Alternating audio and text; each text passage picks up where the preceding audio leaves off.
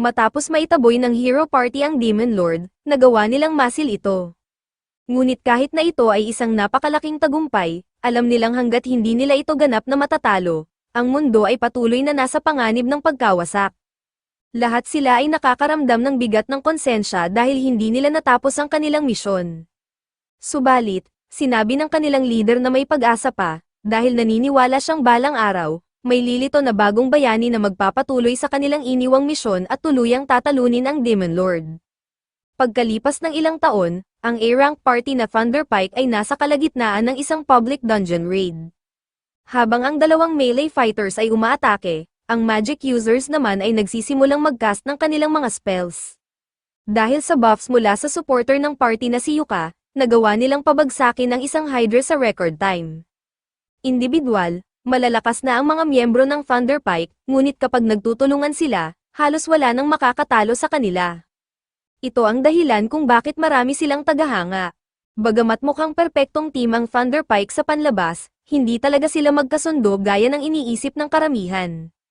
Sa katunayan, pagkatapos ng kanilang stream, inihayag ng Red Mage na si Yuka na magkukwit na siya sa Thunderpike, epektibo kaagad. Ang leader ng party na si Simone ay nagtanong kung bakit nais niyang umalis. Ipinaliwanag ni Yuka na hindi siya nakakatanggap ng patas na bahagi ng kanilang reward money. Napakaliit ng nakuha niyang pera ngayon kaya baka kailanganin pa niyang umutang sa payday loans, na isang sitwasyon na ayaw niyang maranasan. Sinubukan ni Simone na bigyang katwiran ang mababang sahod ni Yuka, sinasabing hindi naman daw siya masyadong nakakatulong sa party. Sumingit naman si Barry at sinabi na hindi naman talaga lumalaban si Yuka. Ang ginagawa lang daw niya ay sirain ang durability ng kanilang mga items gamit ang kanyang mga walang kwentang enchantments. Hindi makapaniwala si Yuka na tinawag ni Barry na walang silbi ang kanyang enchantments, ngunit hindi lang si Barry ang nag-iisip ng ganito. Ang tanging miyembrong naniniwalang kapaki-pakinabang si Yuka ay si Jamie, pero iyon ay dahil magaling siya sa pag-setup ng kanilang streams. Sinabi ni Camille kay Yuka na kung gusto niyang mas mataas ang bayad, kailangan niyang maging mas aktibo bilang miyembro ng team. Ngunit hindi sang-ayon si Yuka sa sinabi nito dahil, ayon sa kanya, wala siyang karapatang magkomento bilang healer lang ito, at si Yuka ang laging nagpoprotekta sa kanya tuwing may laban. Ang hindi pagpapahalaga ng team sa kanyang trabaho ang pangunahing dahilan kung bakit gusto niyang umalis. Gayunpaman, tinanong siya ni Simone kung sigurado ba siyang kaya niyang mabuhay ng mag-isa kung aalis siya. Sinabi niya na ang tanging dahilan kung bakit nasa B-rank si Yuka ay dahil magkaibigan sila mula pagkabata, at tinulungan niya itong makapasok sa Thunderpike. Dagdag pa niya, kahit umalis si Yuka, magiging maayos lang ang grupo kahit wala siya. Dahil malinaw na hindi pinapahalagahan ng Thunderpike ang ambag ni Yuka sa grupo, desidido na siyang umalis. Nasayang niya ang 5 taon ng kanyang buhay sa pagsuporta sa team na ito, at bagamat hindi aabot sa ganitong tagumpay ang grupo kung wala ang tulong niya, lahat sila ay naniniwala pa rin na wala siyang silbi. Kaya naman, hindi nila siya mamimiss kahit umalis siya. Ngayon, opisyal nang umalis si Yuka sa Thunderpike. Dumiretso siya sa guild receptionist upang magtanong kung may available na trabaho. Nagulat ang receptionist na isang sikat na adventurer tulad niya ay naghahanap ng gig, kaya tinanong niya kung may nangyari sa Thunderpike. Ipinaliwanag ni Yuka na nag-quit siya, hindi naman nagulat ang receptionist dahil nangyayari naman daw ito sa iba't ibang grupo. Binigyan niya si Yuka ng form na kailangang punan para mahanapan siya ng bagong party. Matapos punan ng form, inabot ito ni Yuka sa receptionist. Sa mga sandaling iyon, biglang may batang babae na tumakbo papunta kay Yuka at yamakap sa kanya ng mahigpit. Ang pangalan ng babae ay Marina, isa sa mga dating estudyante ni Yuka noong nagtuturo pa siya ng preliminary adventurer classes kalahating taon na ang nakalilipas. Natutuwa si Yuka na maayos ang lagay ni Marina, nagtanong si Marina kung bakit naroon si Yuka, kaya sinabi niyang naghahanap siya ng bagong party dahil kakalabas lang niya sa Thunderpike. Hindi na hinayaan ni Marina na tapusin ni Yuka ang kanyang paliwanag dahil kung naghahanap siya ng bagong party, gusto ni Marina na sumama si Yuka sa kanilang grupo. Pumayag si Yuka sa mungkahi ni Marina, ilang minuto pa ang lumipas, nakaupo na si Yuka kasama si Marina at ang iba pang miyembro ng kanyang party upang pag-usapan ang posibilidad ng pagsali niya. Gustong-gusto ni Silk ang ideya na sumali si Yuka sa kanilang grupo. Ngunit nagulat siya na isang bihasang adventurer tulad ni Yuka ay nais sumali sa kanilang D-rank party.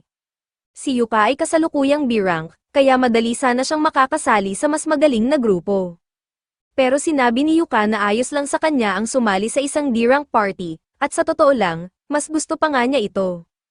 Noong nasa Thunder Pike pa siya, palaging high-level missions ang tinatanggap ng grupo, kaya napipilitan siyang bumili ng maraming magic items para maghanda, na nagdulot ng sunod-sunod na pagkakautang. Gusto niyang magpahinga muna at mag-focus sa mas simpleng mga quest. Dahil sang-ayon naman sina Marina, Silk, at Ryan, opisyal nang sumali si Yuka sa kanilang grupo. Ang kanilang unang misyon bilang grupo ay ang pagkuha ng magic iron ore mula sa Pain to Mine dungeon. Matagal na simula noong huling nakaramdam si Yuka ng excitement para sa isang misyon, at nagbalik sa kanya ang maraming alaala noong nagsisimula pa lamang siya bilang adventurer. Naalala niya na ang dungeon na ito ay may maraming magic ore veins sa ika-6 na palapag. Tama naman ang sinabi ni Silk, ngunit nais nilang iwasan ang pakikipaglaban sa boss ng ika-5 palapag. Kaya iminungkahi ni Yuka na magsimula sila sa ika-4 na palapag. Pagpasok nila sa dungeon, si Marina ang nauuna, gamit ang isang stick upang tiyakin na walang mga traps sa daraanan. Napakasaya ni Yuka dahil ginagawa ito ni Marina ng eksakto tulad ng itinuro niya noon. Pero sinabi ni Yuka na siya na ang mauuna dahil mayroon siyang mas epektibong paraan. Hindi maintindihan ni Marina kung ano ang ibig sabihin ni Yuka, lalo na't wala naman silang scout o thief sa grupo para maghanap ng traps. Ngunit kahit totoo ito, may dalang magic item si Yuka na magagamit sa ganitong sitwasyon. Ito ay isang detection lamp, at dahil sa isang espesyal na klase ng langis, naiilawan nito ang mga traps upang makita nila ang mga ito na parang may scout na kasama. Napakakapaki-pakinabang ng lamp na ito, at pinahanga nito ang buong grupo. Tinanong ni Silk kung ayos lang bang gamitin ni Yuka ang kanyang detection lamp, dahil ang espesyal na langis na ginagamit dito ay mukhang mahal. Sumang-ayon si Yuka na normal na mahal ito, pero ipinaliwanag niya na siya mismo ang gumawa ng langis gamit ang kanyang alchemy, kaya halos wala itong gastos sa kanya. Nagpatuloy ang grupo sa paglalakad sa pasilyo ng dungeon, maingat na iniiwasan ang mga traps, hanggang sa biglang tumigil si Yuka. Nararamdaman niyang may kakaibang bagay sa unahan, kaya binalaan niya ang lahat at sinabing maghanda para sa isang laban. Pagpasok nila, hinarap sila ng isang grupo ng Buggles. Si Silk ang unang umatake at napatumba ang isa sa mga kalaban, habang tumakbo naman si Marina upang sugurin ang natitira gamit ang kanyang hammer. Habang lumalaban si Marina, nagcast si Yuka ng magkakapatong na physical enchantment sa kanya para mas mapahusay ang kanyang laban. Kasabay nito, nagcast din siya ng debuff sa mga Buggles upang guluhin ang kanilang galaw. Habang disoriented ang mga kalaban, sinunggaban ni Marina ang pagkakataon at sa isang mabilis na galaw, naputol niya sa kalahati ang 2 pang Buggles, na ikinagulat niya mismo. Tinanong niya si Yuka kung ang kakaibang pakiramdam habang lumalaban ay dahil sa kanyang magic, at kinumpirma ito ni Yuka. Sinabi niyang nagcast siya ng 3 klase ng enchantment kay Marina upang tulungan siya sa laban. Hindi makapaniwala si Rain na nagawa ni Yuka ang 3 enchantments ng sabay-sabay, at lalo na nang walang kahit anong incantation. Pero para kay Yuka, hindi iyon ganoon kahanga-hanga, kaya sinabihan niya silang magpatuloy na lang. Habang naglalakad sila sa mine, tinanong ni Yuka ang mga babae tungkol sa karaniwang routine nila sa pag-explore ng dungeon. Proud na ipinaliwanag ni Marina na palagi silang nagpapahinga pagkatapos ng bawat palapag at sinusuri ang kanilang kagamitan, tulad ng itinuro ni Yuka noon. Dahil dito, iminungkahi ni Yuka na magpahinga muna sila bago magpatuloy. Pagkatapos ng kanilang break, sinuri ng grupo ang kanilang mga kagamitan, at dahil maayos naman ang lahat, nagpatuloy sila papunta sa susunod na palapag. Sa ikalawang palapag ng dungeon, bigla silang inambush ng isang grupo ng undead miners. Ang tanging paraan para talunin sila ay ang paggamit ng holy magic ni Rain, kaya kinailangan ng lahat na protektahan siya habang nagcha-chant siya ng spell. Si Marina at Silk ang unang pumwesto para sa depensa, pero sinabi ni Yuka na siya na ang bahala. Nagcast siya ng Blessing of Light sa lahat, at bagamat hindi nito tuluyang natatalo ang undead miners, napigilan nitong makalapit ang mga ito, isang napakahusay na defensive measure. Sa wakas, natapos ni Rain ang kanyang Holy Light spell at ginamit ito upang burahin ang mga undead miners. Nang maging ligtas na sila, pinuri ni Marina si Rain sa mahusay nitong trabaho. Pinasalamatan din siya ni Yuka, dahil kakaunti lang ang mga taong kayang gumamit ng light magic sa ganitong antas. Gayunpaman, sinabi niyang malamang ay naubos ang maraming mana ni Rain, kaya nagcast siya ng refresh mana upang maibalik ito. Hindi makapaniwala si Rain na kaya ni Yuka ang skill na ito, dahil napakabihira nito. Ang refresh mana ay ganap na nagbabalik ng mana ng sino mang gagamitan nito, at ang pagkakaroon ng skill na ito ay sapat na upang gawing napakahalaga si Yuka sa anumang party. Pero para kay Yuka, tila owa lang si Rain, dahil natutunan niya ang refresh mana para lang punuan ang kakulangan ng isang obscure job tulad ng pagiging red mage. Habang naglalakad muli ang grupo, nagsimulang magbuhos ng likido si Yuka sa lupa. Tinanong siya ni Silk kung ano ang ginagawa niya, kaya ipinaliwanag ni Yuka na binubuhusan niya ng holy water ang kanilang mga bakas upang pigilan ang mga undead monsters sa pagsunod sa kanila. Nababahala si Silk at nagtanong kung hindi ba sayang gamitin ang holy water dahil mahal ito. Ngunit sinigurado ni Yuka na ayos lang, dahil siya mismo ang gumagawa ng holy water. Nagulat ang buong grupo na kaya ni Yuka gumawa ng holy water kahit hindi siya isang priest. Ipinaliwanag niya na mayroon siyang espesyal na paraan, pinupurify niya ang mga abo ng undead na nadefeat nila. Nagawang gawing holy water ni Yuka ang mga abong nakuha niya mula sa undead miners, at higit pa itong sapat para sa dami ng holy water na ginagamit niya. Pagdating nila sa ikatlong palapag ng dungeon, iminungkahi ni Yuka na magpahinga muna sila muli dahil magsisimula na silang magmina mula sa puntong iyon. Dahil matagal na rin mula ng huling beses silang kumain, inilabas ni Yuka ang kanyang mga cooking utensils mula sa kanyang magic bag at sinabing siya ang magluluto ng kanilang pagkain. Bagamat hindi naman bihira ang magic bags, ito ang unang beses ni Rain na makakita nito ng personal, kaya't sobrang excited siya. Nagluto si Yuka ng sausage at itlog sa kawali, at habang ito ay niluluto, inilabas niya ang isang espesyal na kaldero. Pinanood ng mga babae habang tinapak ni Yuka ang gilid ng kaldero, at biglang napuno ito ng sabaw. Ipinaliwanag ni Yuka na ang kaldero ay isang bihirang artifact na natagpuan niya sa isang royal palace ruin. Ang kaldero ay otomatikong napupuno ng random na sabaw tuwing gagamitin ito, kaya't napakahalaga nitong dalhin sa mga ganitong misyon. Lubos na nagpapasalamat ang mga babae kay Yuka dahil ito ang unang pagkakataon na nakatikim sila ng masarap na pagkain habang nasa gitna ng isang dungeon mission. Ngunit nang tingnan ni Silk ng mas mabuti ang pagkain, napansin niyang may mana na nagmumula rito.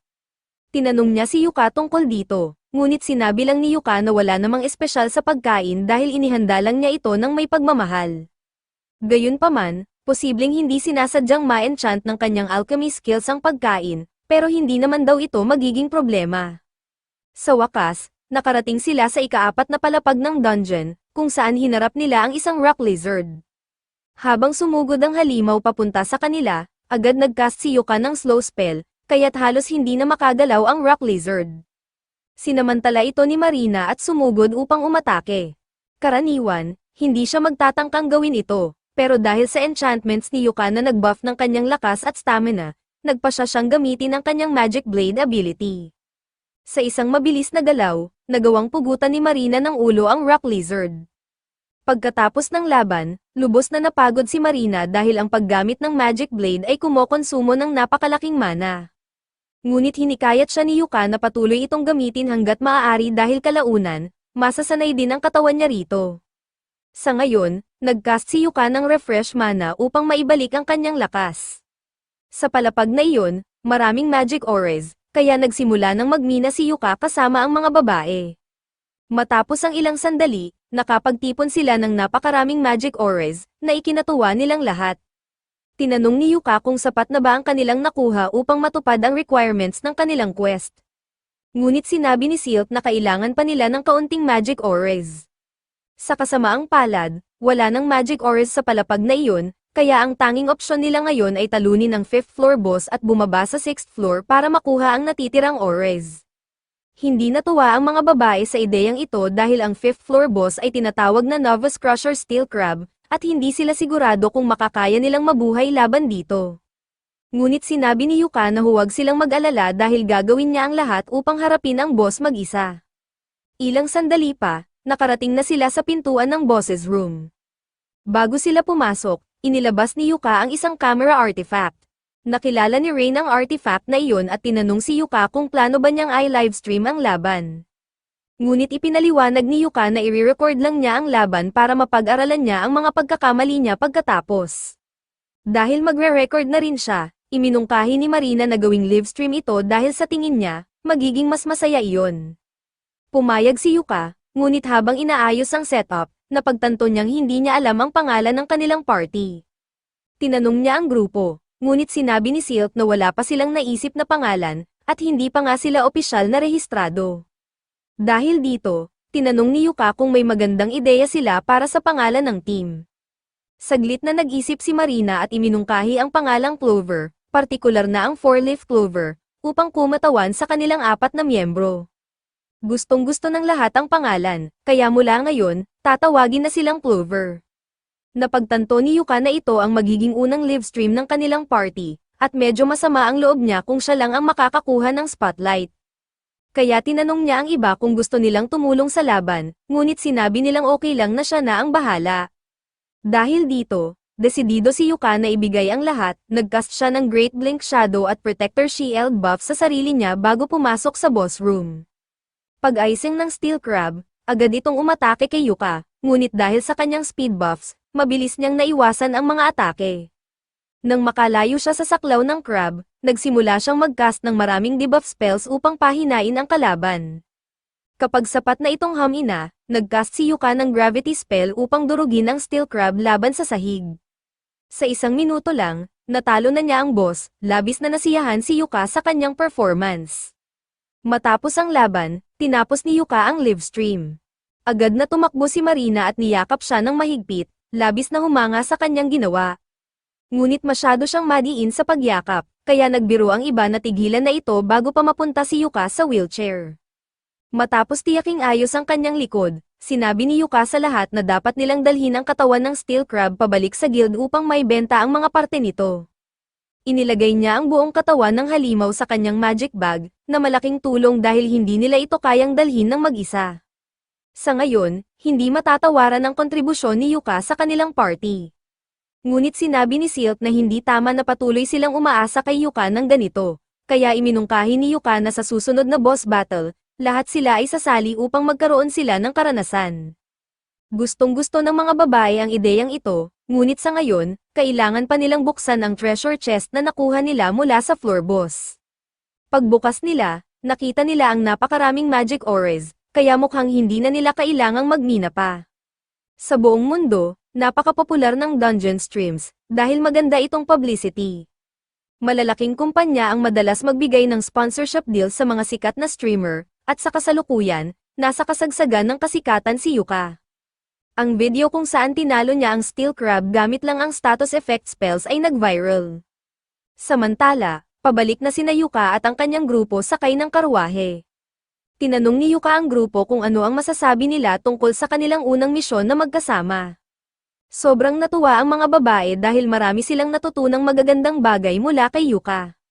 Para sa kanila, ito na ang pinakamagandang misyon na nagawa nila. Sa katunayan, pinag-iisipan nilang gawing opisyal na leader si Yuka ng kanilang party dahil siya ang may pinakamalawak na karanasan, at lahat sila ay nagtitiwala sa kanya dahil naging guro nila siya noon. Bagamat nagdadalawang isip si Yuka na tanggapin ang papel na leader dahil hindi niya intensyong kunin ang liderato mula kay Marina, sa huli, pumayag din siya. Ginawa niya ito para masiguro ang kaligtasan nila sa mga darating na laban. Habang nagdiriwang si Yuka at ang kanyang grupo sa kanilang unang tagumpay, ang Thunderpike naman ay nakakaranas ng matinding pagkatalo.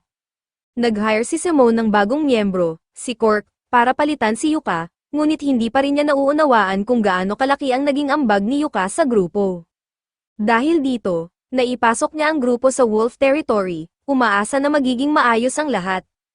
Karaniwan, si Yuka ang nagkakast ng weakening spell sa mga wolves, ngunit dahil wala na siya, masyadong malakas ang mga wolves para sa grupo. Bilang resulta, si Jamie ay sinugod at kinagat, at ang kanyang tiyan ay napuno ng sugat. Nakita ni Simone na nasa panganib si Jamie, kaya't nagmadali siyang iligtas ito sa pamamagitan ng pagputol ng ulo ng wolf. Bagamat ligtas na si Jamie, mamamatay siya kung hindi siya agad matutulungan. Sinubukan ni Simone na ipagbilin kay Camilla na mag-cast ng healing spell, ngunit sinabi ni Camilla na ubos na ang kanyang mana. Naghanap si Simone ng healing potion, at si Cork lamang ang meron nito. Ngunit sinabi ni Cork na ayaw niyang ibigay ito dahil sinabi ni Simone noon na ang bawat miyembro ay dapat bumili ng sarili nilang kagamitan. Sinabi ni Simone na hindi ito ang tamang oras para mag-alala tungkol sa pera, lalo na't nasa bingit ng kamatayan si Jamie. Sa huli, napilitan si Cork na ibigay ang potion, at ipinainom ito ni Simone kay Jamie. Samantala, maayos naman ang lahat para kay Yuka at sa kanyang grupo. Nagdiriwang sila sa isang bar, at bagamat hindi ganoon kalaki ang nakuha nilang reward mula sa quest, ang katawan ng steel crab ay nasa napakagandang kondisyon kaya't binayaran ito ng guild ng malaking halaga. Habang nag-uusap, tinanong ni Yuka si Marina at ang iba pa kung anong sistema ang ginagamit nila sa paghahati ng kita ng party. Ipinaliwanag nila na si Silk ang humahawak ng lahat ng pera ng grupo, at bawat miyembro ay binibigyan ng nakatakdang allowance. Nagulat si Yuka dahil bihira ang ganitong sistema sa isang party. Ngunit ipinaliwanag ng grupo na may dahilan sila para dito, nagsasabi silang lahat upang makabili ng sariling bahay bilang grupo. Hindi kasi komportable ang palaging magre-renta sa inn tuwing nasa lungsod sila. Naiintindihan naman ito ni Yuka at sumang-ayon sa kanilang sistema. Sinabi ni Yuka na ayos lang sa kanya kung ipagpapatuloy nila ang allowance system. Tinanong ni Silk kung sigurado ba siyang okay lang na siya ang humawak ng lahat ng pera ng grupo. Dahil inakala niyang bilang isang bihasang adventurer ay gugustuhin ni Yuka na siya mismo ang humawak ng kanyang kita. Ngunit sinabi ni Yuka na nagtitiwala siya kay Silk, kaya walang dahilan upang baguhin ang kanilang sistema. Habang masaya at nagkakasundo sina Yuka at ang grupo, galit at frustrado naman sina Simone at ang natitirang miyembro ng Thunderpike dahil iyon ang pinakamalalang resulta na naranasan nila sa maraming taon. Mabuti na lang at naisalba nila ang buhay ni Jamie, ngunit napakalapit na nila sa trahedya. Sinisisi ni Simone ang lahat kay Cork, sinabayan pa siya ng ibang miyembro, tinawag si Cork na useless dahil hindi nito nagawang iligtas sila sa sitwasyon. Ngunit hindi magpapatalo si Cork sa ganitong usapan. Ipinaalala niya sa kanila na ang Direwolves ay sinusundan ang kanilang prey gamit ang amoy, kaya dapat ay bumili sila ng scent blocker bilang paghahanda sa misyon. Sinabi niyang malinaw na kasalanan ito ng party dahil hindi sila handa para sa ganitong sitwasyon. Pilit naman itong ibinalik ni Simone kay Cork, sinasabing kung alam ni Cork ang tungkol sa scent blockers, dapat daw ay sinabi niya ito sa lahat. Dagdag pa, ang halos pagkamatay ni Jamie ay kasalanan ni Cork dahil hindi siya bumili ng scent blockers para sa buong grupo. Ang gaslighting ni Simone ay matindi, pero hindi ito sapat upang malinlang si Cork. Napagtanto niyang ayaw niyang manatili sa isang grupo na hindi marunong umako ng kanilang mga pagkakamali, kaya nag-quit siya sa Thunderpike sa mismong sandaling iyon. Narinig ito ni Yuka at hindi makapaniwala na hindi pa rin natututo ang Thunderpike mula sa kanilang mga pagkakamali. Ngunit naisip niyang hindi na ito problema niya, bumalik siya sa grupo at nakinig kay Marina, na nagpaplano kung ano ang gagawin nila kinabukasan. Naalala naman ni Silk ang sinabi ni Yuka noon na mahalaga ang magpahinga ng isang araw pagkatapos ng bawat misyon. Kaya iminungkahi niyang magpahinga muna sila, at pumayag naman ang lahat. Dahil may libreng araw si Yuka, nagpasya siyang mag-shopping. Kailangan niyang mag-stock ng potions at scrolls, at kailangan din niyang gawing holy water ang mga abong nakuha niya mula sa mga undead, upang mapunan ang kanyang inventaryo.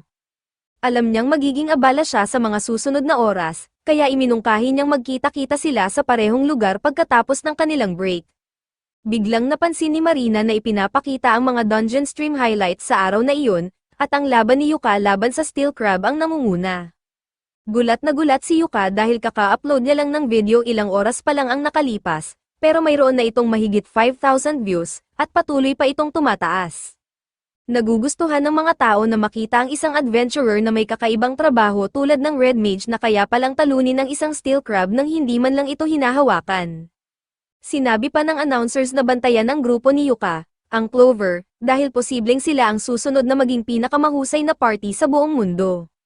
Nakapanood din sina Simon at ang iba pang miyembro ng Thunderpike ng stream ni Yuka, at labis silang naiinggit dahil mukhang maayos ang buhay ni Yuka kahit wala na siya sa kanila. Ngunit kahit ganoon, ayaw pa rin nilang aminin na mas malaki ang naging ambag ni Yuka sa kanilang grupo kaysa sa inakala nila. Palaging magiging haters ang Thunderpike, ngunit tila may isa pang tao na lihim na nagagalit kay Yuka mula sa malayo. Halata sa kanya ang galit dahil mukhang komportable na si Yuka sa bago niyang grupo. Pagkalipas ng ilang araw, bumalik si Yuka sa guild at tumitingin ng mga quest sa notice board, naghahanap ng angkop para sa kanyang grupo. Nakita siya ng receptionist na nahihirapan sa pagpili kaya lumapit ito at nagtanong kung maaari siyang tulungan. Tinanong ni Yuka kung may mga quest bang madaling gawin para sa mga baguhang grupo ngunit may disenteng bayad. Sinabi ng receptionist na masyado siyang optimistic at hindi ganoon kadali ang makahanap ng perpektong quest. Pero, isinugest niya ang isang C-rank quest na may kinalaman sa pagkuha ng magic stones mula sa Orden Forest. Naisip ni Yuka na maaaring akma ito, ngunit nagtataka siya kung bakit C-rank ang quest na ito, gayong ang pagkuha ng magic stones ay karaniwang D-rank lamang. Ipinaliwanag ng receptionist na may isang malaking magical beast na namataan malapit sa kagubatan, kaya mas mapanganib ito kaysa sa karaniwan. Biglang pumasok si Marina sa guild, at nang marinig ang salitang, quest, agad niyang inihayag na tatanggapin na ng kanilang grupo ang misyon. Sinabihan siya ni Yuka na hintayin muna siyang ipaliwanag ang lahat bago tanggapin ang quest, ngunit sinabi ni Marina na hindi na niya kailangang malaman ang mga detalye. Kung iniisip ni Yuka na kaya nila, tiyak na magagawa nila ito. Bukod pa rito, nagawa na nila ang isang misyon sa kagubatan na iyon noon. Gayunpaman, ipinaliwanag ni Yuka na ang quest ay C-rank dahil sa presensya ng magical beast sa kagubatan. Nang marinig ito, muling nag-isip ang mga babae kung dapat ba talaga nilang tanggapin ang misyon. Sa huli, nagpasya silang ituloy ito dahil naniniwala silang magiging maayos ang lahat basta kasama nila si Yuka. Sinabi ni Yuka sa lahat na ihanda na ang kanilang mga gamit at magkita-kita sila sa harap ng stagecoach pagkalipas ng isang oras upang magtungo sa kagubatan. Dumating muli ang receptionist na dala ang quest receipt. Naging interesado si Yuka sa sitwasyon, kaya tinanong niya ang receptionist kung pinlano ba nito ang lahat para maganap ito. Hindi naman itinanggi ng receptionist ang kanyang papel dito. Ang stream na ginawa ni Yuka kahapon ay nagdala ng higit sa 10,000 bagong fans, at lahat sila ay sabik na makita ang susunod niyang stream. Medyo nahihiya si Yuka dahil hindi niya inasahan na magkakaroon siya ng ganitong kalaking atensyon. Pero naisip niyang walang masama sa pagpapatuloy ng pag-stream ng kanyang mga laban, dahil makakakuha ito ng atensyon para sa mga babae at magiging kapaki-pakinabang din para sa records ng guild, lalo na kung matagpuan nila ang magical beast. Habang pinag-uusapan ni Yuka ang lahat ng ito, ang misteryosong lalaking nagmamasid sa kanya ay lalong nagagalit. Nang umalis si Yuka sa guild, sinundan siya nito sa tahimik na paraan. Napansin agad ni Yuka na sinusundan siya dahil halatang halata ang taga-subaybay niya sa hindi maayos na paraan nito ng pagsunod. Kaya't dumaan si Yuka sa isang makipot na eskinita upang subukang mawala ang stalker niya. Umaasa siyang maliligaw ito, pero kahit mataba ang lalaki, mabilis itong kumilos at agad siyang naabutan. Tinanong ni Yuka kung ano ang pakay ng lalaki, at inutusan siya nitong umalis sa Clover kaagad. Malinaw ang sagot ni Yuka na hindi iyon mangyayari, lalo na't siya ang leader ng grupo.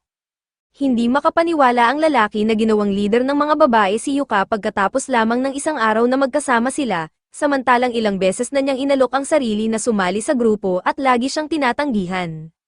Napagtanto ni Yuka ang sitwasyon, gusto ng lalaki na makabuo ng sarili niyang harem ng mga cute na adventurer girls, pero patuloy siyang tinanggihan ni na Marina at ng iba pa. Ang makita si Yuka na nabubuhay ang kanyang pangarap ay naging dahilan para mawalan ng rason ang lalaki. Dinukot ng lalaki ang kanyang espada at nagbanta na aatakihin si Yuka kung hindi siya aalis sa grupo. Tahimik na nagcast si Yuka ng isang snare trap sa mga paa ng lalaki, pagkatapos ay tumalikod upang umalis. Nang sinubukang sugurin ni Beo si Yuka, nadulas ito at bumagsak dahil sa trap. Nang makabalik na si Yuka sa karwahe, ikinwento niya sa grupo ang nangyari. Agad nilang nakilala ang lalaki bilang si Beo, isang taong matagal nang sumusubok sumali sa kanilang grupo. Nag-alala ang mga babae para kay Yuka at sinabing hindi nila mapapatawad ang sarili kung may masamang nangyari sa kanya dahil sa kanila. Pinawi ni Yuka ang kanilang pag-aalala, sinabing hindi iyon kasalanan nila, at idinagdag na iniwan niya si Beo na walang malay sa gitna ng kalsada kaya maaari nilang i-report ito pagbalik sa bayan. Bago makarating sa kanilang destinasyon, sinabi ni Yuka na nais niyang ulitin ang kanilang mission objective. Kailangan nilang kumuha ng 3 magic stones mula sa Orden Forest. Nang tanungin niya ang grupo tungkol sa kanilang karanasan sa lugar na iyon, sinabi ni Marina na nagpunta sila roon 2 buwan na ang nakalilipas. Ngunit ngayon lang niya naalala na wala silang nakasalubong na halimaw noon. Napagtanto ni Yuka na ang magical beast ay malamang naroon na sa kagubatan 2 buwan na ang nakalilipas. Kung sakaling makaharap nila ito, plano niyang i-livestream ang laban upang makakuha ng mahalagang impormasyon ang guild. At kung hindi nila matalo ito, magiging mas madali ang paghingi ng tulong. Pagdating nila sa kagubatan, sinimulan ni Yuka ang stream, at nagsimula na silang maglakad papasok. Nagpa si Yuka na maging rear guard dahil karaniwang mula sa likod umaatake ang mga halimaw. Nag-alala si Marina para sa kanya dahil nasa pinakamapanganib na posisyon siya, ngunit tiniyak ni Yuka na kaya niyang alagaan ang sarili. Bukod sa kaya niyang gumamit ng blink step para makatakas, ang suot niyang damit ay may mataas na defense stats, kaya kaya nitong tumanggap ng ilang atake. Nang makarating sila sa talon kung saan nila kukunin ang mga magic stone, sinabi ni Yuka sa lahat na huminto. Ramdam niya ang paparating na presensya ng isang nilalang. Biglang nagpakita ang magical beast, at ang dating kumpiyansa ni Yuka ay nawala. Ito pala ay isang Zarnak, isang high-level monster na karaniwang matatagpuan lamang sa pinakailalim na bahagi ng dungeon.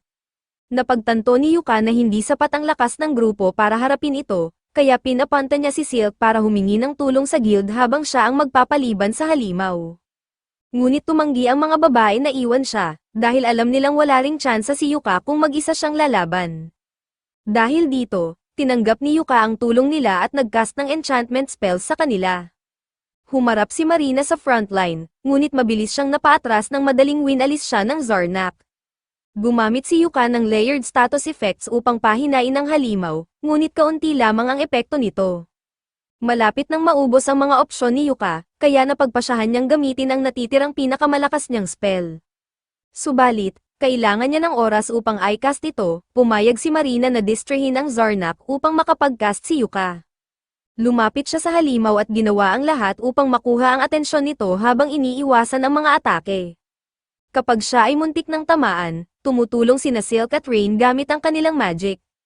Salamat sa kanilang pinagsamang pagsisikap, nagkaroon si Yuka ng sapat na oras upang matapos ang pagcast ng level 5 spell, ang napakalakas at mapanirang prismatic missile. Nang matapos niya ito, agad niyang pinaputok ito diretso sa mukha ng halimaw. Sa unang tingin, mukhang hindi ito masyadong nakaapekto, ngunit maya-maya pa, nagsimulang umubo ng dugo ang halimaw, malubha na pala itong nasugatan. Nagcast naman si Rain ng isang grade 5 Thunderbolt spell upang makuryente ang halimaw. Habang ito'y paralisado, inutusan ni Yuka si Marina na putulin ang ulo nito. Agad na sumugod si Marina, inactivate ang kanyang magic sword, at habang nakabuff siya ni Yuka gamit ang isang critical attack spell, nagawa niyang maputol ang ulo ng halimaw sa isang mabilis na pag-atake. Nang matapos ang laban, bumagsak si Yuka sa kanyang mga tuhod, puno ng ginhawa at hindi makapaniwala na nagawa nilang talunin ang halimaw nang walang nasawi sa kanilang grupo. Sa bayan naman, ang mga manunood ng stream ay labis ding namangha, lalo na sa spell na ginamit ni Yuka, dahil wala pang nakakakita ng ganoong klaseng spell noon. Ngunit, laging may isang hater sa crowd, balik sa kagubatan, medyo nahihilo si Yuka dahil sa sobrang mana na ginamit niya sa laban. Pero, sa pangkalahatan, nasa mabuti siyang kondisyon. Masaya siya na naging maayos ang lahat, ngunit inamin niyang sobrang delikado ng laban na iyon para sa isang grupo ng baguhan tulad nila. Ang tanging dahilan kung bakit sila nakaligtas ay dahil sa swerte. Sinabi ni Yuka sa mga babae na papagalitan niya sila mamaya dahil sa kanilang pabigla-biglang kilos, ngunit sinabi ng mga babae na si Yuka rin ay pabigla-bigla dahil sinugod niya ang laban ng mag-isa, handang isakripisyo ang sarili. Para sa kanila, hindi iyon katanggap-tanggap, hindi maitanggi ni Yuka ang sinabi nila, kaya't napagkasundoan nilang pag-usapan ang lahat ng hinaing nila mamaya. Sa ngayon, iminungkahi niyang maglinis muna sila dahil puno sila ng pawis at dugo ng Zarnak. Habang naliligo ang mga babae sa ilog, sinimulan ni Yuka ang pag-setup ng camp, at nagbalik ang mga alaala niya mula 6 na buwan na ang nakalilipas. Noong panahong iyon, siya ang nagtuturo sa grupo ni na Marina, at namangha siya sa bilis ng kanilang pag-a-adjust bilang adventurers. Ngunit, napansin din niya ang ilang aspeto na kailangang pagbutihin, medyo clumsy si Marina, sobrang maingat si Silk, at napaka-timid ni Rain. Sa kabila nito, nakita niya ang kanilang potensyal at alam niyang magiging magagaling silang adventurers. Kinagabihan, inihanda ng mga babae ang tent, siniguro ang fairy wood, at naglagay ng mga alarm laban sa mga halimaw. Habang pinapanood sila ni Yuka, nakaramdam siya ng pagmamalaki dahil alam niyang magiging mahusay silang adventurers balang araw. Pero hindi niya kailanman inasahan na magiging bahagi siya ng kanilang grupo. Pagkalipas ng ilang araw, bumalik ang grupo sa guild. Doon, nalaman nilang ipinatawag sila upang makipag-usap sa guildmaster, kaya medyo kinakabahan ang mga babae. Tinanong nila si Yuka kung nangangahulugan bang nasa gulo sila, ngunit sinabi ni Yuka na malamang ang pag-uusap ay tungkol sa Zarnak na natalo nila. Ang misyon ay dapat na B-rank, ngunit sa kung anong dahilan, ito'y nakamarka bilang D-rank, kaya't kailangang imbestigahan ito. Biglang pumasok ang guildmaster, si Benwood, at agad na tumayo sa atensyon ang mga babae, intimidated sa presensya nito. Lumapit si Benwood kay Yuka at sinabing ipaliwanag ang sarili. Ngunit dahil alam ni Yuka na wala siyang ginawang mali, sinabi niyang naisumite na niya ang lahat ng kaukulang impormasyon sa kanyang ulat sa guild. Hindi nasiyahan si Benwood sa ulat at humingi ng mas detalyadong paliwanag. Bago pa man magpatuloy, sinabi ni Yuka kay Benwood na itigil na ang tough guy act dahil natatakot ang mga babae. Sinubukang pigilan ni Marina si Yuka sa pagiging casual kay Benwood dahil napakalakas nito, ngunit sinabi ng guildmaster na labis ang respeto niya kay Yuka, kaya't hindi na kailangan ng formalidad sa pagitan nila. Sinabi ni Benwood sa lahat na maaari na silang umupo. Alam na niya ang nangyari sa kagubatan, ngunit gusto niyang marinig ang pananaw ni Yuka tungkol sa sitwasyon. Ipinaliwanag ni Yuka na pinaghihinalaan niyang resulta ito ng isang overflow, na nagdulot ng paglabas ng halimaw na mas malakas kaysa sa karaniwang naroon. Sumang-ayon si Benwood sa conclusion ni Yuka at agad na inutusan ang kanyang sekretarya na mag-issue ng isang emergency investigation quest upang malaman ang punot dulo nito. Parehong nauunawaan ni Yuka at Benwood kung gaano kaseryoso ang mga overflow, ngunit walang ideya si Marina kung ano iyon, kaya't nagtanong siya kay Yuka. Ipinaliwanag ni Yuka na ang overflow ay isang phenomenon kung saan may catalyst na nagiging sanhi ng paglabas ng mga halimaw mula sa dungeon. Karaniwang nakakulong ang mga halimaw sa dungeon dahil sa mana na dumadaloy sa lupa, ngunit minsan ay nababasag ang mga iyon, kaya't nakakatakas ang mga halimaw at nananalasa sa paligid. Dagdag pa ni Yuka, posibleng senyales ito ng paparating na dungeon stampede, isang napakalaking kaganapan kung saan ang mga halimaw mula sa dungeon ay sabay-sabay na lumalabas at sumisira sa mga bayan. Narinig na ng mga babae ang tungkol sa mga dungeon stampedes at ang kaguluhang dulot nito, na kumakalat sa mga bayan tulad ng isang wildfire. Kung ang mga halimaw na kasing lakas ng Zarnak ay lumalabas na, ibig sabihin, wala na silang gaanong oras. Nangako si Benwood na iimbestigahan ng husto ang sitwasyon upang masiguro ang kaligtasan ng lahat. Ngunit bago iyon, humingi siya ng taus-pusong paumanhin sa grupo dahil sa pagkakalagay nila sa ganitong peligro. Sinabi ng mga babae na hindi na kailangang mag-sorry ni Benwood dahil ligtas naman silang nakabalik. Gayunpaman, aminado silang kung wala si Yuka, malamang ay hindi sila nakaligtas. Kahit na si Yuka ang nagdala ng malaking bahagi ng laban, ipinakita ng kanilang livestream na ang mga babae ay mahuhusay na mandirigma rin. Bilang gantimpala sa kanilang mahusay na pagganap laban sa Zarnak, sinabi ni Benwood na ipopromote ang lahat ng miyembro ng grupo sa C-rank. Gayunpaman, ang kanilang promotion ay nakadepende sa tulong ni Yuka, dahil siya ay isang A-rank adventurer. Naguluhan si Yuka sa sinabi ni Benwood dahil ang alam niya, B-rank lamang siya. Dito sinabi ni Benwood na siya rin ay ipopromote, nakita ng lahat ng nanood ng livestream ang mataas na antas ng prismatic missile spell na ginamit niya laban sa Zarnak, kaya malinaw na karapat-dapat si Yuka sa promotion. Simula ngayong araw, si Yuka ay opisyal ng A-rank adventurer. Pagkatapos ng pag-uusap, bumaba si Yuka at ang grupo upang uminom at magdiwang ng kanilang promotions. Habang magkakasama, inilabas ni Yuka ang bag ng mga coins na nakuha nila bilang gantimpala para sa kanilang quest at iniabot ito kay Silk upang bilangin. Nang buksan ni Silk ang bag, nagulat siya dahil hindi pa siya nakakakita ng ganoon karaming gold coins sa isang lugar. Ipinaliwanag ni Yuka na kahit na orihinal na D-rank ang quest, dahil sa hirap nito, tinrato ito bilang B-rank quest, kaya mas malaki ang naging bayad nila. Inilabas ni Silk ang lahat ng coins mula sa bag upang bilangin, ngunit napansin niya ang isang piraso ng papel sa ilalim nito na may pangalan ni Yuka. Iniabot niya ito kay Yuka, at nang buksan niya, nalaman niyang ito ay isang sulat mula kay Benwood. Humihingi ng paumanhin si Benwood sa lahat ng pinagdaanan ni Yuka at ng kanyang grupo. Kasama ng sulat ay isang platinum coin bilang maliit na bonus para kay Yuka. Ang platinum coins ay napakahalaga, kaya't idinagdag ni Yuka ito sa pondo ng grupo. Matapos mabilang ni Silk ang lahat ng pera, masaya niyang ibinalita sa lahat na sapat na ang kanilang pera upang makabili ng bahay. Sa sobrang tuwa ni Marina nang marinig na kaya na nilang bumili ng bahay, napatalon siya sa excitement at aksidenteng natapon ang mga coins sa mesa. Natuwa rin si Silk na narating nila ang kanilang financial goal, ngunit medyo nakaramdam siya ng kaunting guilt dahil alam niyang ang tanging dahilan kung bakit nakalikom sila ng ganitong kalaking pera ay dahil kay Yuka. Ngunit sinabi ni Yuka kay Silk na huwag niyang isipin ito sa ganoong paraan. Ipinaliwanag niya na ginawang leader siya ng Clover, at natural lamang para sa isang leader na gawin ang lahat para sa kapakanan ng grupo. Kaya kahit na malaki ang naging bahagi niya sa pagkita ng perang ito ay pag-aari nilang lahat. Nagpatuloy ang kanilang selebrasyon hanggang late sa gabi. Sa isang punto, tinanong ni Rain si Yuka kung may pangarap ba siyang gustong matupad. Nagulat si Yuka sa tanong, kaya't nagtanong siya kung may dahilan bakit iyon ang naitanong ni Rain. Ipinaliwanag ni Rain na ngayon na naabot na nila ang layunin nilang makabili ng bahay, gusto niyang malaman kung ano ang pangarap ni Yuka upang matulungan nila itong matupad. Dahil dito, sinabi ni Yuka na ang kanyang pangarap ay makapasok at maabot ang pinakalalim na bahagi ng Achromatic Darkness Dungeon.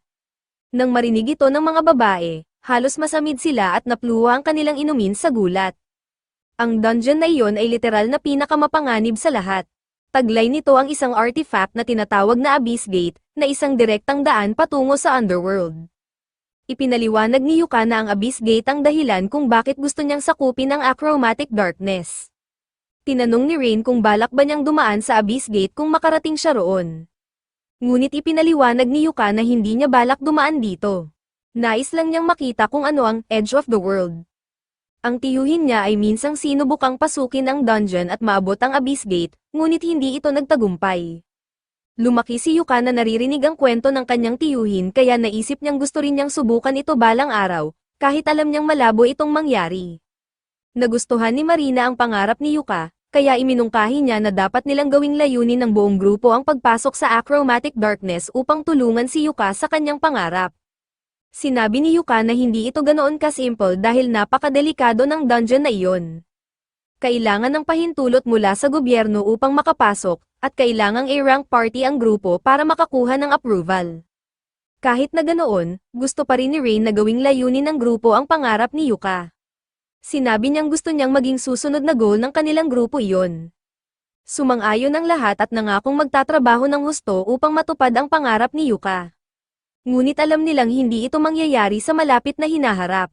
Sa bawat araw na lumilipas, patuloy na tumataas ang kasikatan ng Clover Streams. Sa kasalukuyan, live silang naglalaban sa isang undead hand, at salamat sa kanilang perpektong teamwork, nagawa nilang talunin ito gamit ang lightning spell ni Rain at isang rock scroll mula kay Yuka. Natapos ang kanilang stream, at kumaway sila sa kanilang mga fans. Mahal na mahal sila ng lahat sa guild, maliban sa mga miyembro ng Thunderpike, na labis ang inis sa kung paano naging sobrang popular si Yuka. Iniisip ni Barry na mukhang kahanga-hanga lang si Yuka dahil nasa isang team siya ng mga baguhan. Ngunit narinig ni Simone na si Yuka ay kamakailan lamang na-promote sa A-rank, kaya malamang, talagang magaling siya. Bukod pa rito, hindi naman si Yuka ang pinakamalaking problema nila ngayon. Ang Thunderpike ay sunod-sunod na nabibigo sa kanilang mga misyon, at iniisip ni Simone na ito'y dahil sa mga bagong miyembro na kanilang hinahire na lagi namang walang kwenta. Sa katunayan, wala sa kanila ang tumatagal ng higit sa isang araw sa grupo. Pero, hindi naman siguro dahil may problema sa kanilang team, di ba? Habang pinag-uusapan ng kanilang team, tinanong ni Simone kung nasaan si Jamie. Ipinaliwanag ni Camila na si Jamie ay hindi sumama dahil wala itong gana uminom. Naiinis si Simone dahil simula noong misyon kung saan muntik nang mamatay si Jamie sa pag-atake ng lobo, palagi na nitong pinapabagal ang grupo. Samantala, si Jamie ay nakakulong sa kanyang kwarto, paulit-ulit na pinapanood ang mga live stream ni Yuka sa loob ng maraming oras. Unti-unti nang na-realize ng mga miyembro ng Thunderpike na mas naging kapaki-pakinabang si Yuka kaysa sa inakala nila. Dahil dito, nag-isip si Simone na ang dahilan ng pag-quit ni Yuka noon ay ang mababang bayad niya, kaya baka pwede nilang itaas ang cut niya.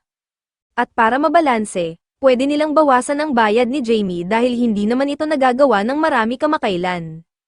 Ilang oras ang lumipas, dumating sina Yuka at ang kanyang grupo sa guild upang iulat ang tagumpay ng kanilang misyon.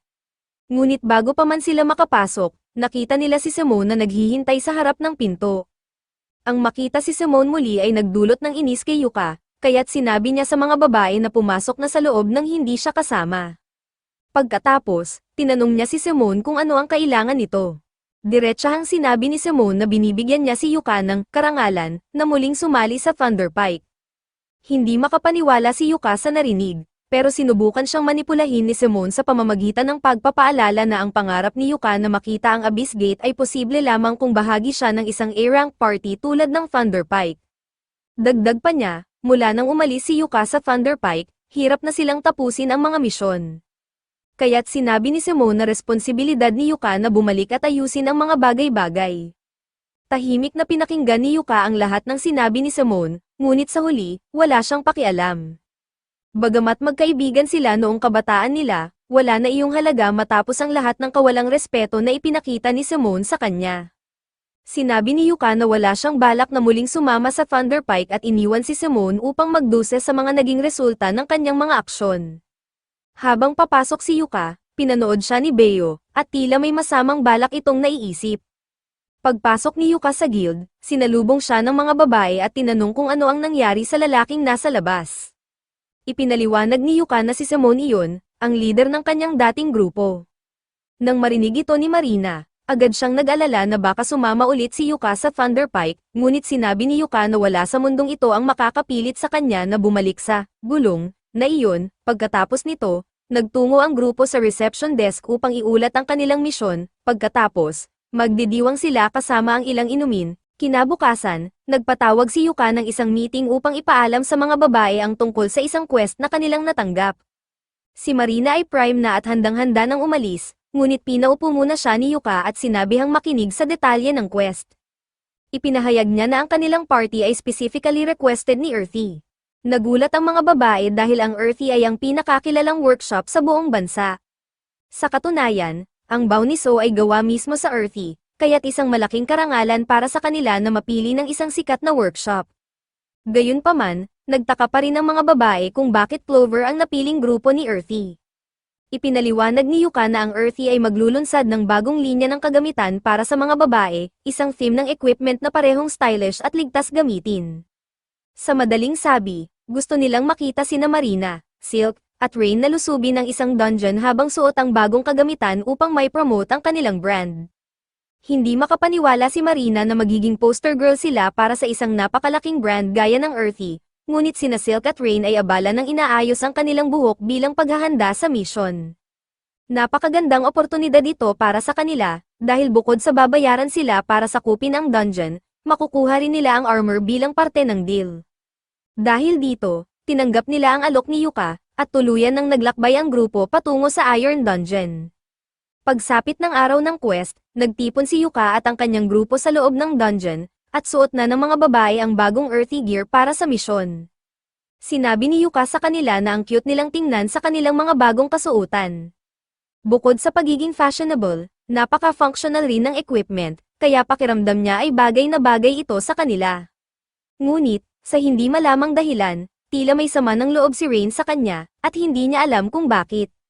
Pumasok ang grupo sa dungeon, at habang ginagawa nila ito, ipinaliwanag ni Yuka na medyo luma na ang dungeon na ito at mayroon lamang 4 na palapag. Ngunit sa pinakaibaba, may isang pasukan patungo sa isang separate dungeon, at iyon ang tunay nilang lilinisin.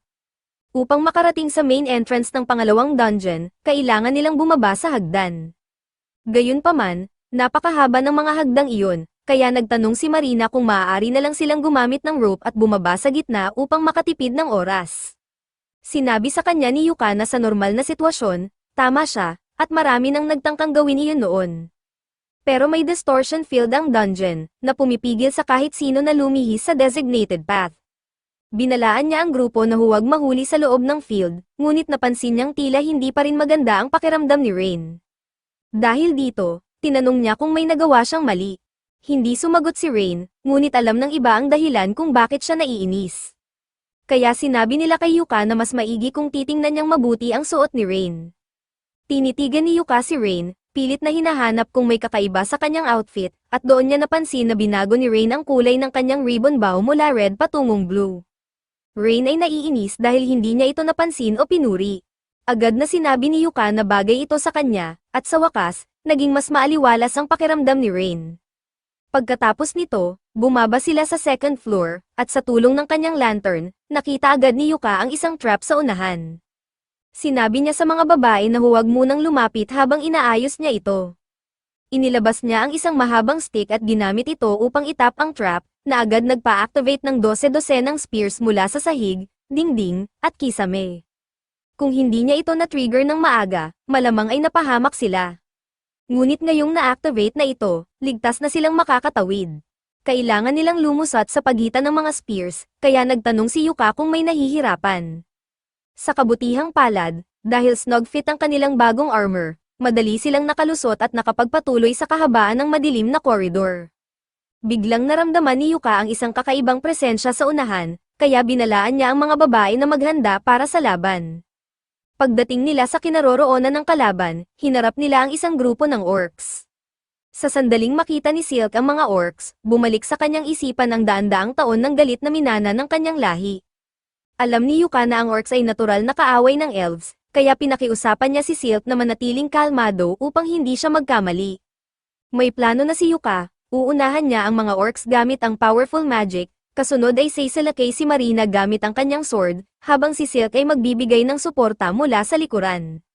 Nang handa na silang lahat, sinimulan ni Yuka ang kanyang enchantment spells, at si Rain naman ay nagsimulang mag-cast ng fireball spell.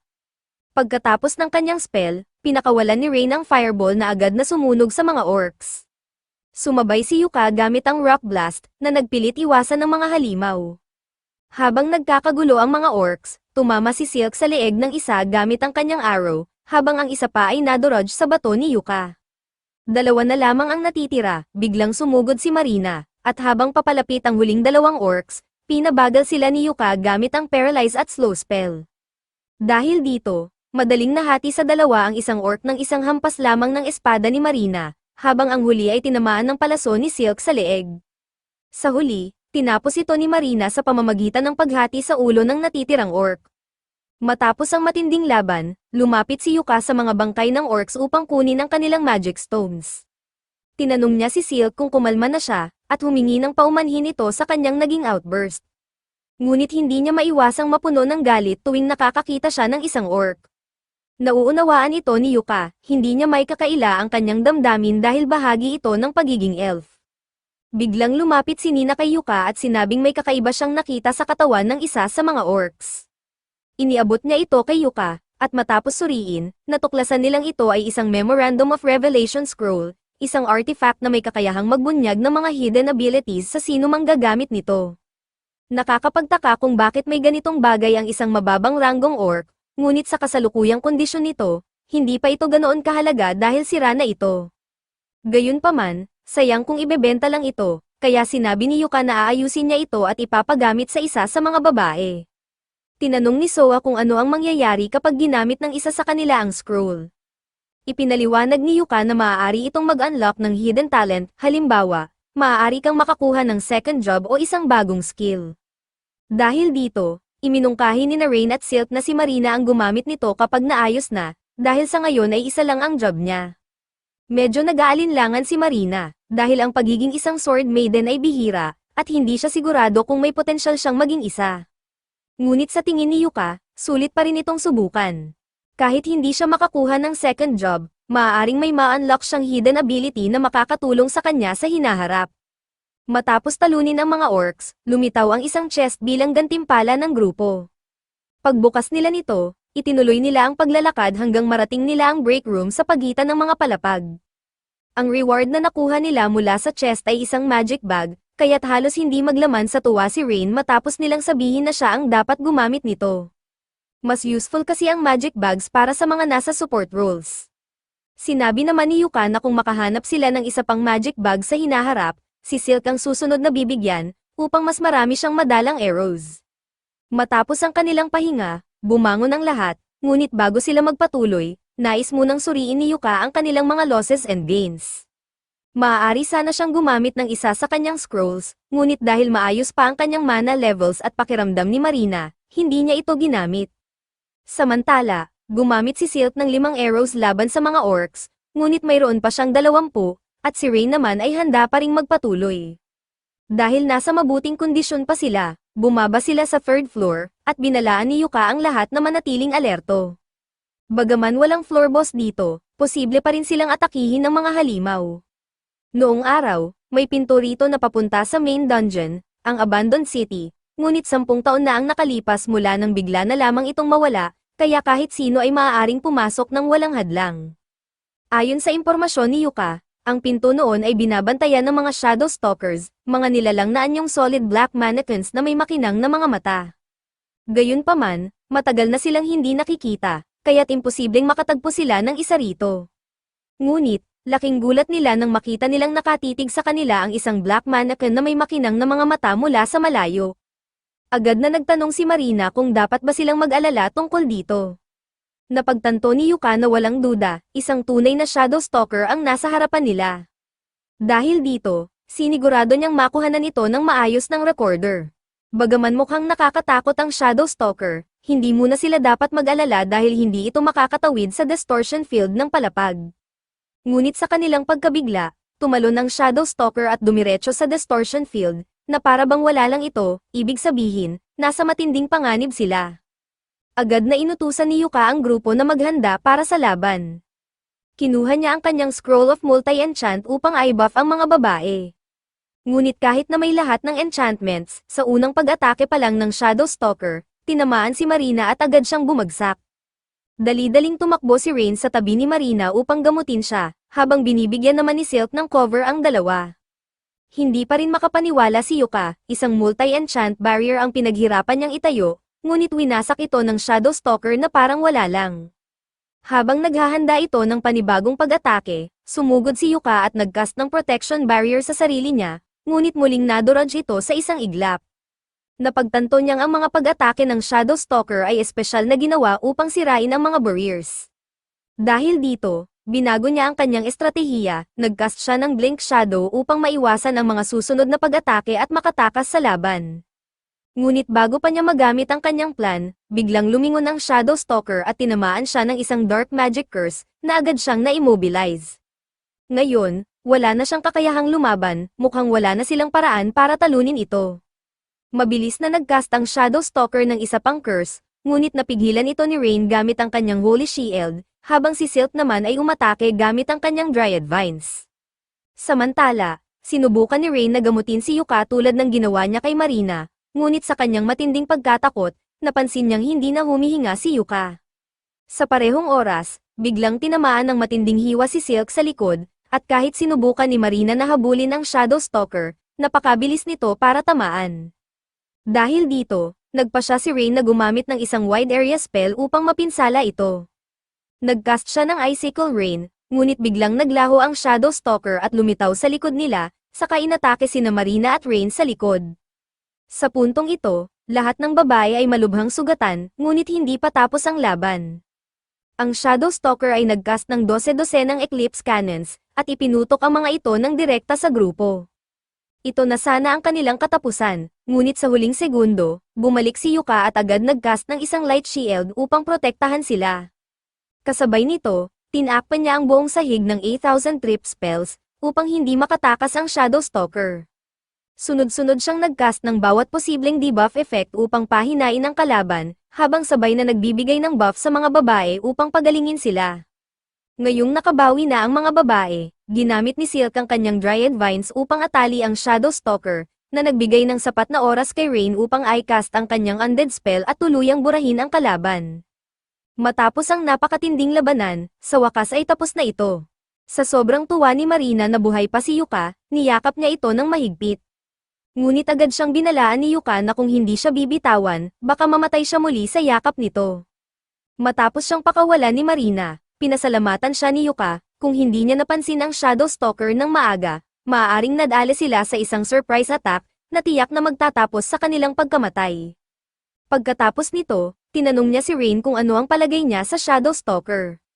Ayon kay Rain, isa itong undead, Ngunit ang mana nito ay parang magulo at hindi stable, kaya't parang hindi ito dapat umiiral. Dagdag pa rito, hindi ito dapat nakatawid sa distortion field, kaya't malamang, resulta ito ng isang dungeon overflow. Tinanong ni Soa kung ano ang dapat nilang gawin, dahil nasa huling palapag na rin sila, iminungkahi ni Yuka na tapusin na nila ang kanilang quest bago bumalik sa taas. Nag-alok si Marina na ice stream ang tungkol sa Shadow Stalker, ngunit hindi pumayag si Yuka, dahil suot pa nila ang Earthwise Unreleased Equipment line. Hindi niya gustong ipakita ito sa publiko nang walang pahintulot mula sa Central Workshop. Iminungkahi ni Yuka na tapusin na nila ang quest sa lalong madaling panahon upang makaalis sila sa lugar na iyon. Kaya't nagpatuloy sila sa paglalakbay at bumaba sa corridor. Doon, natagpuan nila ang pintuan na patungo sa Abandoned City. Ayon sa mga alamat, may mga tao raw na dating naninirahan doon. Ngunit ayon sa kanilang quest, hindi nila kailangang pumasok, ang kailangan lang nilang gawin ay makarating sa gate at hawakan ito. Matapos nilang gawin ito, agad silang bumalik sa ibabaw at tuluyan ng nilisan ang dungeon. Pagbalik sa bayan, agad na nagtungo si Yuka sa guild upang isumite ang kanyang report. Matapos niyang gawin ito, pinuntahan niya ang mga babae na naghihintay sa labas. Tinanong siya ni Silk kung paano ang naging resulta ng kanyang report, kaya ipinaliwanag ni Yuka na naisumite na niya ang lahat ng footage na kanilang naitala at ipinaalam na rin niya sa guild ang tungkol sa Shadow Stalker. Dahil sa seryosong usapin ito, malamang ay tatawagin sila ng guild para sa isang may sensinang interview sa mga susunod na araw. Kaya iminungkahi ni Yuka na magpahinga sila ng 2 araw at manatili muna sa Kwalto. Nagustuhan ni Marina ang ideyang ito, kaya tinanong niya si Yuka kung gusto nitong mag-date kasama silang lahat. Hindi pamilyar si Marina sa lungsod, kaya gusto niyang ipasyal sila ni Yuka. Samantala, gusto naman ni Rain na makita ang lahat ng artifacts na matatagpuan sa syudad. Walang dahilan si Yuka para tumanggi, kaya pumayag siyang lumabas kasama sila para sa isang date. Patuloy ang Thunder Pike sa kanilang mga adventure upang mapanatili ang kanilang A-rank party status, ngunit si Barry ay walang tigil sa pagrereklamo tungkol sa kanilang rations. Noon kasi, palagi silang nakakakain ng masasarap na pagkain mula kay Yok habang kasama pa nila ito.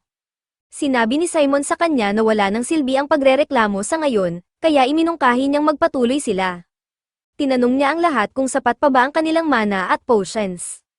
Sagot naman ni Barry, hindi siya bumili ng kahit anong potions dahil para sa kanya, bakit pa siya gagastos sa healing potions kung pwede namang pagalingin siya ni Camilla. Ngunit, alam naman nilang hindi naman infinite ang mana ni Camilla. Sinaway sila ni Simon at sinabing tigilan na ang pagtatalo. Inutusan niya si Jamie na iset up ang kanilang stream upang makapagpatuloy sila. Habang inaayos ito ni Jamie, bigla na lang siyang tinawag ni Barry na mahina at walang silbi, nang walang dahilan.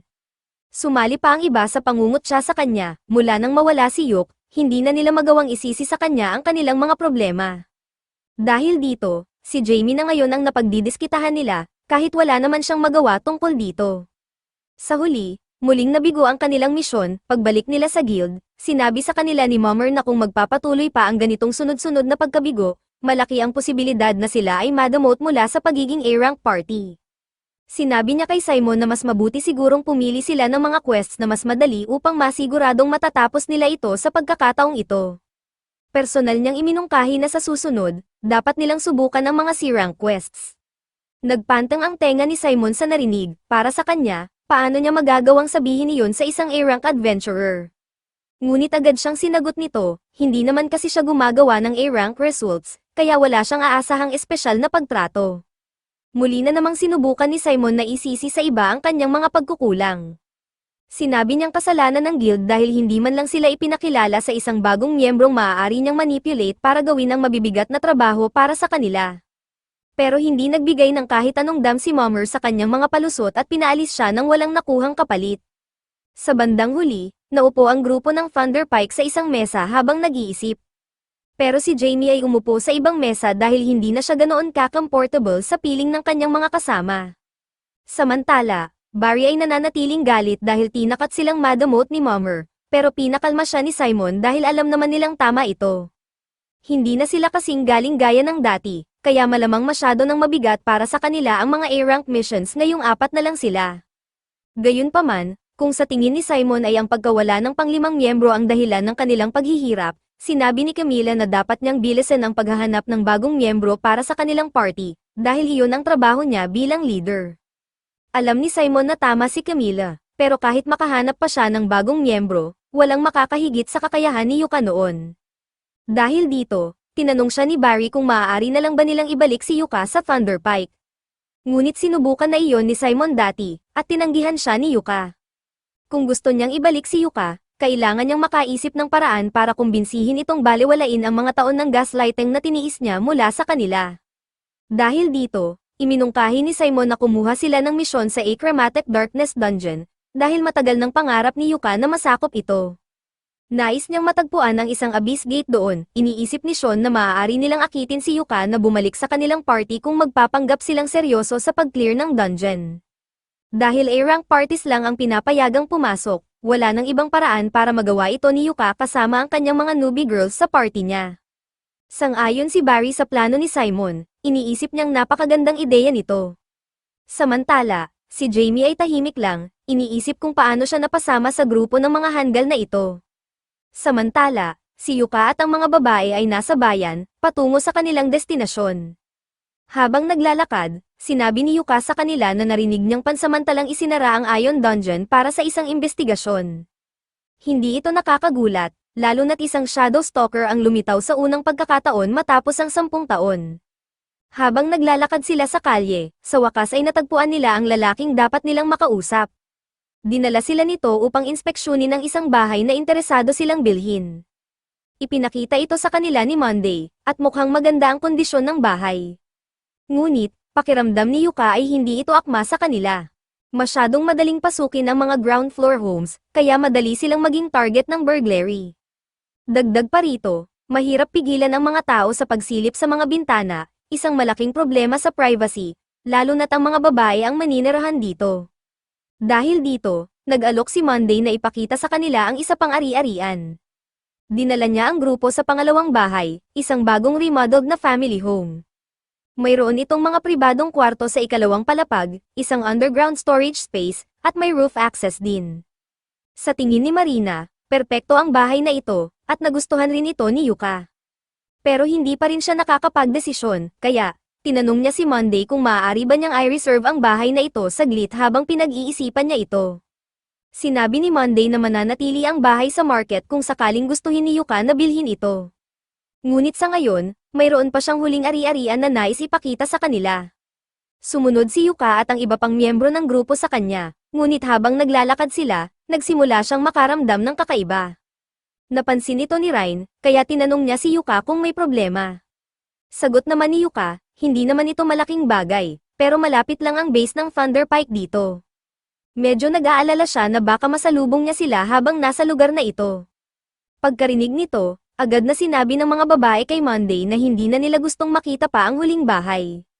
Ayaw nilang makatira sa parehong neighborhood kung saan naroroon ang Thunder Pike, kahit na isang 7-story mansion pa ang alok, wala silang interes dito. Dahil dito, iminungkahi ni Marina na bilhin na lang nila ang naunang bahay na kanilang nakita, dahil maganda naman ito.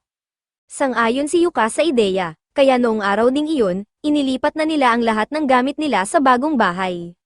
Nang matapos ang paglilipat, sinabi ni Yuka na tutulungan niyang ilagay ang mga gamit ng mga babae sa loob ng bahay. Kaya tinanong niya sila kung nakapili na ba sila ng kani-kanilang rooms. Ngunit laking gulat niya nang malamang hinihintay pala siya ng mga babae na pumili muna ng sarili niyang room. Nalito si Yuka, kaya tinanong niya sila kung ang ibig nilang sabihin ay gusto nilang tumira siya kasama nila.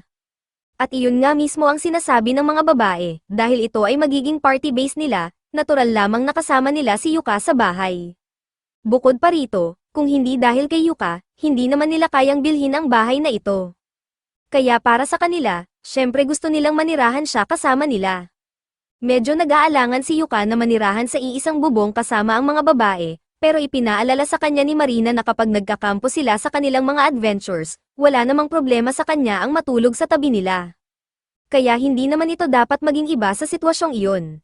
Mahirap kontrahin ang kanyang logic, kaya sa huli, pumayag si Yuka na lumipat sa bahay.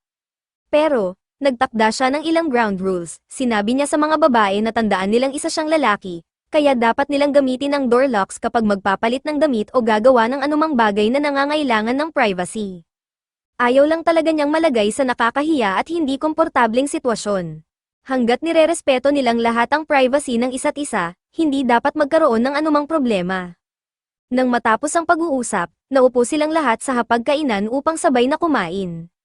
Itinaas nila ang kanilang baso bilang toast sa kanilang hinaharap bilang Clover.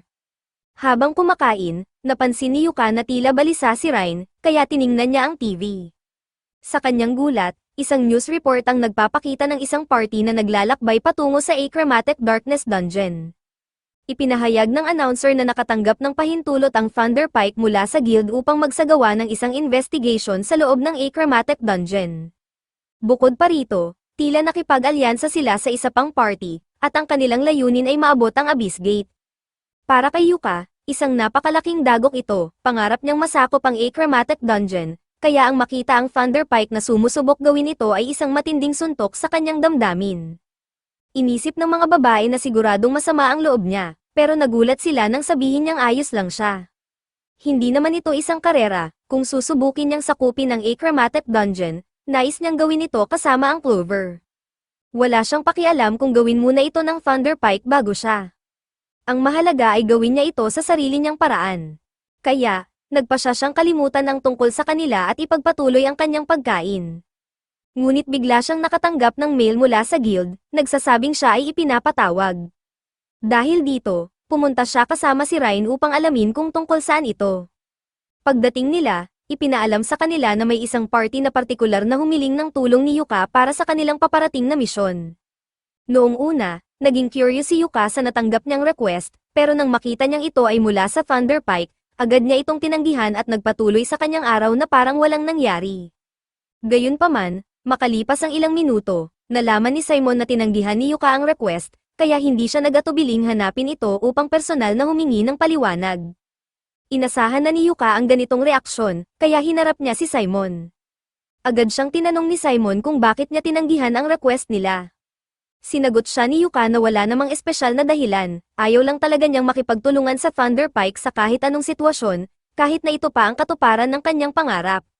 Sa totoo lang, nagulat pa nga siya na naaalala ni Simon ang pangarap niyang matagpuan ang Abyss Gate, pero wala siyang balak makisali. Sa halip, binati na lang niya si Simon ng best of luck sa kanyang misyon. Sinubukan ni Simon na guilt trip si Yuka sa pamamagitan ng pagsasabi na naihanda na niya ang lahat ng preparations na may kaugnayan sa pagsali ni Yuka. Pero para kay Yuka, problema iyon ni Simon, hindi kanya. Bukod dito, napakabastos nilang magpadala ng isang spot request sa isang taong bahagi na ng isang active party. Hanggat isang request lang ito, may buong karapatan si Yuka na tanggihan ito kahit anong dahilan pa ang mayroon siya. Dahil dito, nagalit si Simon at sinabing mali si Yuka sa pagtalikod sa Thunder Pike. Ngunit naabot na ni Yuka ang kanyang limitasyon, kaya sumigaw siya pabalik, sinasabing si Simon ang tunay na may kasalanan dito. Habang nasa Thunder Pike siya, lahat, mula sa pre-quest preparations, quest research, at kahit sa intel gathering, ay ipinapasa lang sa kanya. Hindi man lang nagpakita si Simon ng pasasalamat sa lahat ng trabahong pinaghirapan ni Yuka. Ang tanging ginawa ni Simon ay gamitin siya, para kay Yuka, wala na silang koneksyon bilang magkaibigan. Nanlumo si Simon at tinanong si Yuka kung ano na ang dapat niyang gawin ngayon. Kapag nabigo muli ang Thunder Pike sa isa pang quest, siguradong madedemote sila. Pero hindi na problema iyon ni Yuka, kaya, hinawakan niya ang kamay ni Ryan at umalis nang walang pakialam sa kanya. 2 linggo ang lumipas, nakipagkita si Yuka sa Guildmaster upang ibahagi ang isang masamang balita. Mukhang nagkakaroon talaga ng dungeon overflow, dahil bukod sa nangyari sa Yuck Ace Party sa Iron Dungeon, may ilang insidente rin na naganap sa iba't ibang panig ng bansa. Dahil sa mga pangyayaring ito, hindi may kakaila ng Royal Academy ang posibilidad ng isang dungeon stampede. Marahil ito rin ang dahilan kung bakit pinayagan ng guild ang Thunder Pike na magsagawa ng investigation sa loob ng Achromatic Darkness Dungeon. Dahil dito, nais ni Benwood na i-nominate si Yuka at ang natitirang miyembro ng Clover para sa isang investigation quest sa loob ng Achromatic Darkness Dungeon. Agad namang tumanggi si Yuka, sinasabing hindi niya matatanggap ang quest dahil walang paraan para magawa ito ng isang C-rank party tulad ng Clover. Bukod pa rito, kahit hindi mapagkakatiwalaan ang Thunder Pike, may iba pang A-rank parties na kasali sa investigasyon sa Achromatic Dungeon. Ngunit ipinaliwanag ni Benwood na sumuko na ang iba pang mga parties dahil sa panloloko ng Thunder Pike. Umatras na sila mula sa misyon, sa katunayan, Tila hindi naman talaga balak ng Thunder Pike na gawin ang mission, wala pa silang kahit anong formal application para rito. Kaya inilabas ni Ben ang isang logbook at ipinakita ito kay Yuka. Ngunit alam na ni Yuka kung ano ito ang conquest log ng huling mission sa Achromatic Dungeon, at dito nakasaad ang ebidensya na mayroong Abyss Gate. Ito mismo ang dahilan kung bakit nais ni Benwood na si Yuka ang magsagawa ng investigasyon, dahil alam niyang passionate si Yuka tungkol sa Abyss Gate. Kung si Yuka ang gagawa ng ulat, tiyak na ito ay mapagkakatiwalaan. Hindi naman hinihiling ni Benwood na sakupin ni Yuka ang buong dungeon, gusto lang niyang pasukin ito at magsagawa ng investigation. Ngunit para magawa iyon, kailangan nilang labanan ang mga halimaw sa loob, at sa tingin ni Yuka, masyado itong mapanganib. Naiintindihan ni Benwood ang kanyang mga alalahanin, kaya nag-alok siya ng isang bagay na makakatulong kay Yuka sa quest, isang scroll of exit. Gamit ang scroll na ito, maaaring umalis si Yuka mula sa dungeon anumang oras, kaya't hinimok siya ni Benwood na muling pag-isipan ang alok. Biglang dumating si Mummer at iniabot kay Yuka ang formal na request form para sa misyon. Ayon dito, siya ay sasama sa isang party na tinatawag na King of Wellmelia, at pansamantalang bibigyan sila ng Provincial A-rank status habang isinasagawa ang misyon. Mukhang mas malaki ang deal na ito kaysa sa inaakala niya, kaya sinabi ni Yuka na kailangan muna niyang talakayin ito sa kanyang party bago gumawa ng desisyon.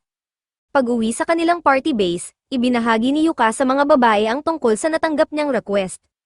Ngunit sinabi rin niya na iniisip niyang tanggihan ito. Nagulat ang mga babae sa kanyang sagot, bakit niya tatanggihan ang isang napakalaking oportunidad. Naiintindihan naman ni Yuka na magiging malaking boost ito para sa kanilang party, ngunit pakiramdam niya ay hindi pa sila handa para rito. Marami pa silang experience at paghahandang kulang bago sumabak sa ganitong misyon.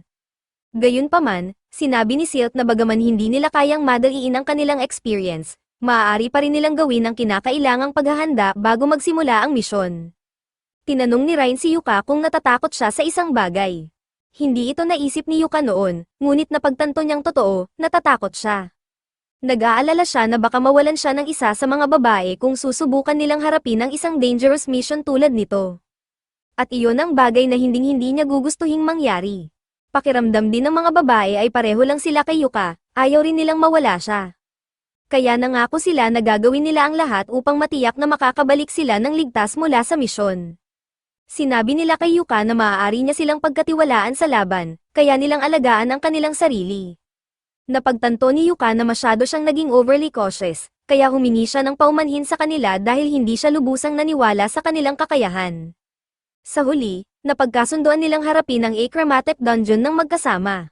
Makalipas ang ilang oras, bumalik ang grupo sa guild upang ipaalam kay Benwood na tinatanggap na nila ang quest. Ngunit pagkatapos nilang pag-usapan ito, napagpasyahan nilang baka kailangan nila ng isang karagdagang miyembro. Dahil dito, tinanong nila si Benwood kung maaari ba silang ipakilala sa isang scout na maaaring sumali sa kanila. Inasahan na ni Mummer ang ganitong hiling, kaya inihanda na niya ang isang potensyal na bagong miyembro. Ipinakilala niya si Nen, anak ng isa sa kanyang mga kaibigan. Ngunit matapos gumawa ng napakaraming pranks, siya ay naban mula sa kanyang homeland, kaya't si Mummer mismo ang kumupkop sa kanya at tinulungan siyang baguhin ang kanyang buhay. Ipinakilala ni Nen ang kanyang sarili bilang isang dating thief, ngunit ngayon ay isang C-rank ninja. Ipinangako niya na magiging useful siya sa team, kaya't hiniling niya na tanggapin siya bilang kanilang scout. Ito ang pagtatapos ng episode 5, mag-subscribe upang hindi mo mamiss ang susunod na bahagi.